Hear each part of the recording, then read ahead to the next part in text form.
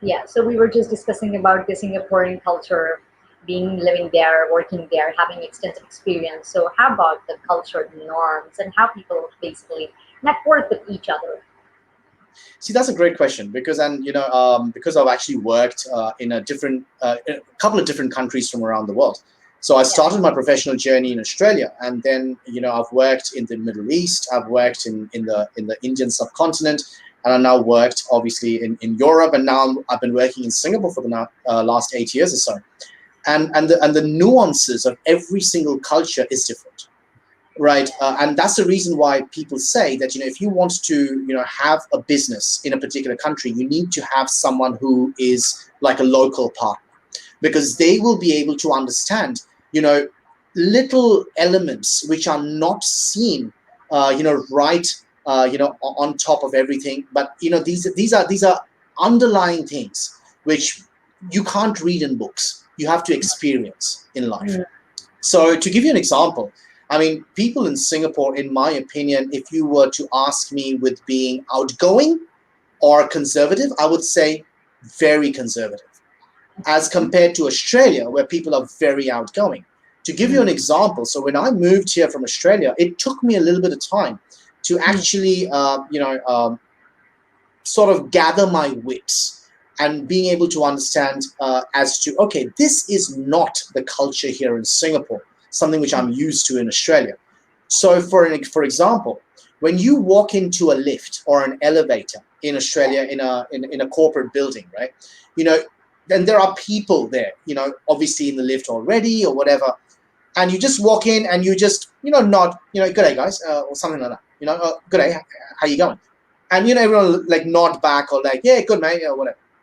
Right. I did the same thing in Singapore, all right, and there weren't any expatriates in the Mm. lift. Okay, I was the only expat there.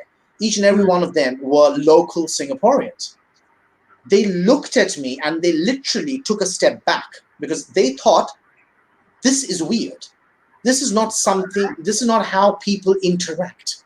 So, for example, I mean, like if you're walking on the road, and Mm. if you're just if sometimes it happens that you just tend to, or you just look at someone who's crossing by, or you're standing at a bus stop and you're standing next to someone and you just nod and say, "How's your day going?" That's a very Aussie thing. That's a very Western culture thing. Okay, in a way, it's also a very Indian subcontinent thing as well. Because Mm. people in India, we love to talk. We are just, we talk about everything. We talk about our cats, our dogs, Yeah. the helper who's run away, with stuff. Yeah. We would talk about anything and everything. In Singapore, no. Mm. People wear blinders. They literally wear blinders. They go out from their houses, they go to work. That's it. Now, does that mean that Singaporeans, now, don't get me wrong, I'm not talking about expatriates here. You've got a huge expat community out here, a huge expat community. And obviously, I've got lots of friends who are expats. But let me say, I've got more friends who are expats than who are local Singaporeans. And it's because of that. Because, when they are in work, they're in work mode. They can't, or I would say they don't know how to chill. They don't know how to relax, and Yeah. and that is something, well, if you want to do networking in Singapore, you Mm. can't expect to just walk into someone's office, or expect to strike up a conversation with someone over a cup of coffee. It It won't needs to happen. be regimented. It needs to be something which has been pre-planned. It needs to be a Okay. proper business meeting, or it needs to be a networking event. And Mm. that's where, if you do want to network, to get to know people either professionally or personally, that's how Singapore works. It's not casual. It's not laid back. It's very regimented, in my opinion. And people really, really, in a way, they make it hard.